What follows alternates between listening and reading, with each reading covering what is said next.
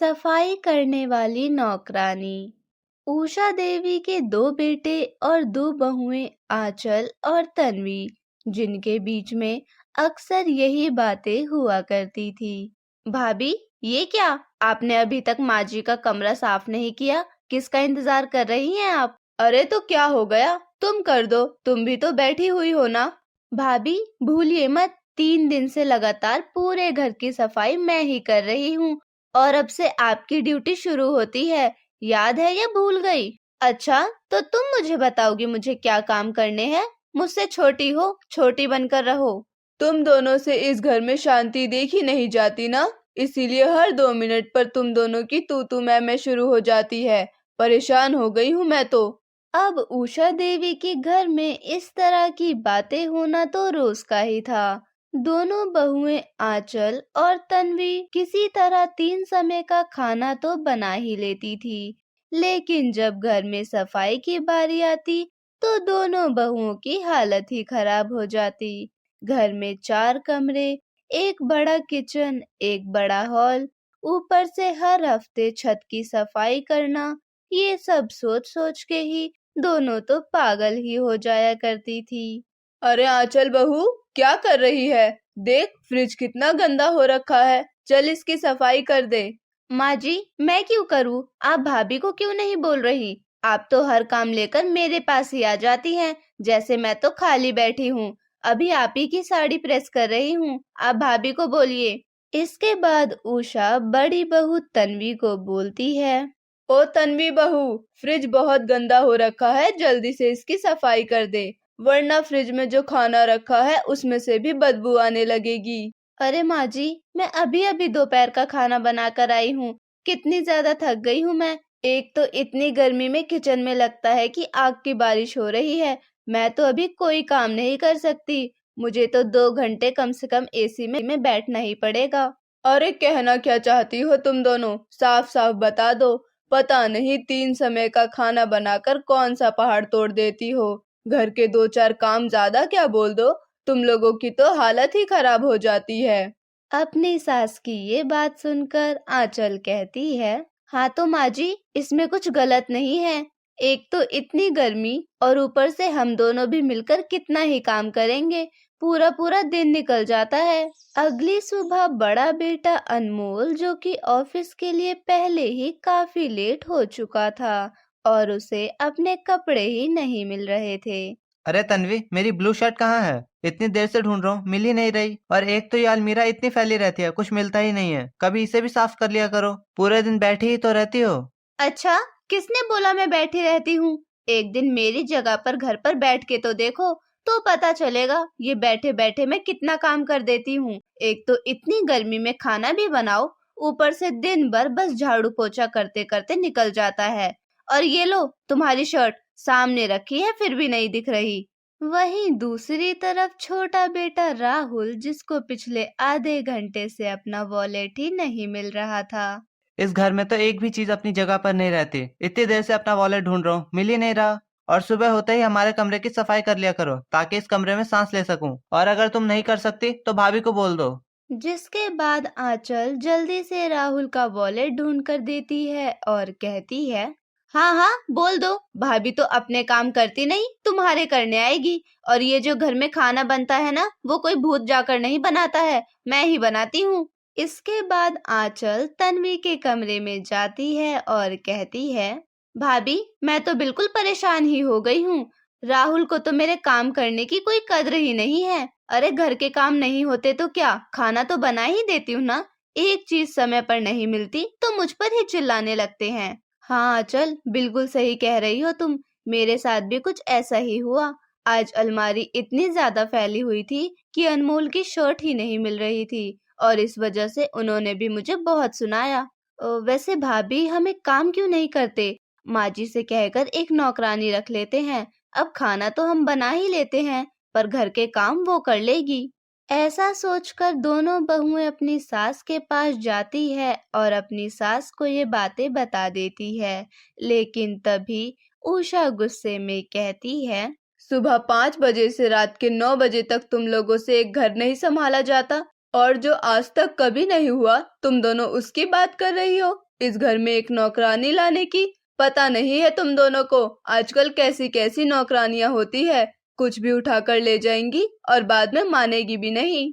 पर माँ जी, आप ही देखिए ना, घर में कितना काम रहता है और सुबह सुबह तो चीजें ही नहीं मिलती और इससे हमारे पतियों को भी बहुत लेट हो जाता है। हाँ, वैसे तुम दोनों कहीं ना कहीं सही कह रही हो, लेकिन अगर कुछ भी ऊंच नीच हुई तो इसका ध्यान तुम्हें रखना पड़ेगा। इसके बाद उषा एक नौकरानी की तलाश करती है और जल्द ही उसे एक चंपा नाम की नौकरानी मिल जाती है। चंपा, मेरी बात ध्यान से सुनो। सुबह तुम्हें 7 बजे आ जाना है और सबसे पहले मेरा मंदिर साफ करके घर के सभी कमरों की सफाई करनी है। झाड़ू, पोछा, बर्तन ये सब तुम्हें ही करना है। ठीक है मेम साहब, मैं सब कुछ कर दूंगी। बस मेरी पगार समय समय पर मिलती रहनी चाहिए। और उस दिन से चंपा उषा के घर में नौकरानी का काम करने लगी। चंपा के आने के बाद घर काफी साफ रहने लगा। अब ना ही तो सुबह ऑफिस जाते वक्त दोनों बेटों में से किसी को भी परेशानी होती और ना ही तो दोनों बहुओं में से किसी को भी घर के काम की टेंशन होती। चंपा चुटकियों में घर के सारे काम कर दिया करती थी। चंपा कपड़े धो ही रही होती है कि इतने में ही तन्वी कहती है, चंपा किधर गई? जल्दी से मेरे लिए एक कप चाय बना दे, मेरे सर में बहुत तेज दर्द हो रहा है। भाभी, किचन के काम में मुझे बस बर्तन धोने के पैसे मिलते हैं, चाय बनाने के नहीं, इसीलिए मैं किचन का कोई काम नहीं करूंगी। ओफो चंपा, तू भी ना, एक कप चाय ही तो बनानी है, इतने क्या नखरे कर रही है? जा जल्दी से बना दे। अच्छा ठीक है, मैं बना देती हूँ। इसके बाद चंपा तन्वी के लिए चाय लेकर आती है। उतने में ही आंचल की आवाज आ जाती है, चंपा देख जरा, मैं नहाने जा रही हूँ, तब तक मेरी साड़ी प्रेस कर दे, आज मुझे यही साड़ी पहननी है और हाँ, अच्छे से करियो। इसके बाद चंपा आंचल की साड़ी भी प्रेस करने लगती है। अब चंपा घर के आधे से ज्यादा काम कर दिया करती थी। अगले दिन जब चंपा आती है तो पहले मंदिर की सफाई करती है। इतने में ही फिर से तन्वी का बुलावा आता है। चंपा, चंपा एक काम कर, जल्दी से दुकान से दूध लेकर आ, आज उठने में देरी क्या हो गई, घर में किसी ने भी दूध ही नहीं लिया। जा जल्दी जा, वरना माँ जी बहुत चिल्लाएंगी। पर भाभी, मैं बस घर के काम करती हूँ, इन सब के लिए मेरे को पगार नहीं मिलती। अरे तू लेकर आ दूध, मैं देख लूंगी। इसके बाद चंपा दुकान से दूध लेने चली जाती है और फिर से इतने में आंचल भी चंपा को बुलाती है। चंपा, तेरा ही तो इंतजार कर रही थी मैं, आज मुझे अपनी अलमीरा के कपड़े तय करने हैं, तो चल बैठ जा और इन सभी कपड़ों को अच्छे से रखती जा। पर भाभी, अभी तो घर का एक काम नहीं हुआ और मेम साहब देखेगी तो बहुत सुनाएगी, पहले मैं काम करके आती हूँ।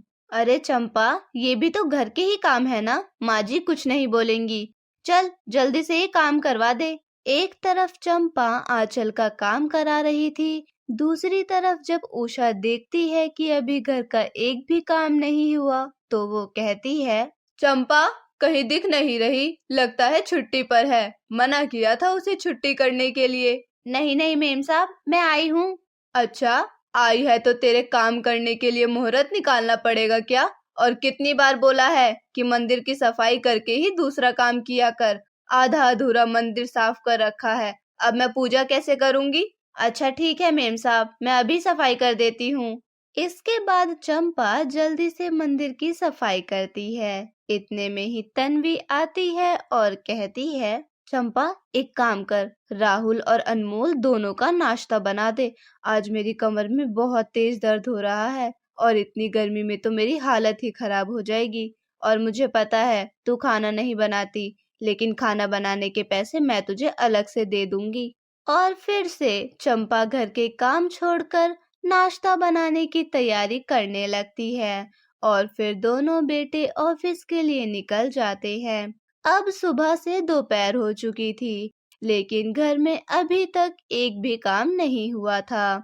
चंपा, तेरे भी रंग दिख रहे हैं मुझे, अरे काम नहीं करना तो बता दे, इस तरह सुबह से दोपहर कर देती है, देख एक काम नहीं हुआ अभी तक।